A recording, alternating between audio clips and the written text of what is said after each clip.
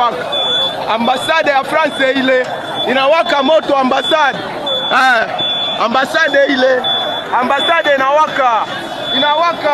Ya banduku yetu ya Goma Bukavu. Hatutanuacha banduku yetu. Tuko na moyo si Baswahili, tuko hapa Bakinwa, Bangala, Baluba, Bakongo, Bamongo. Biso nyoto zaka bala Kongo.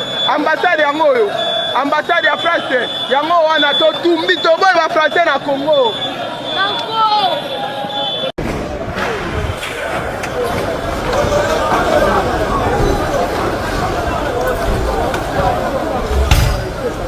Vamos na open na boy. Pecho na panza mabe. Panzani. Abeta iso lokolo. Chodi so na vitwana. Onde msapibele katani bena.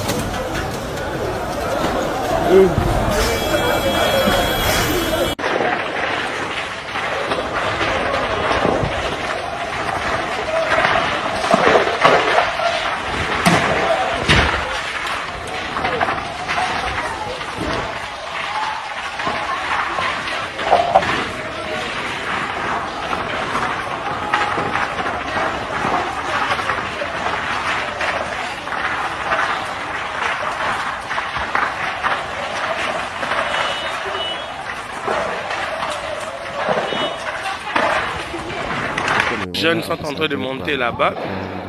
Donc, moto pena. Oui, c'est le bâtiment de l'ambassade du Rwanda.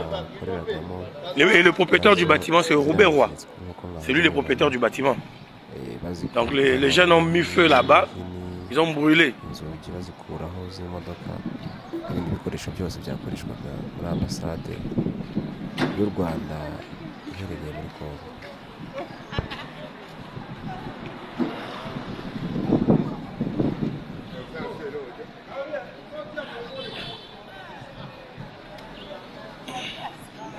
Ah, indépendant.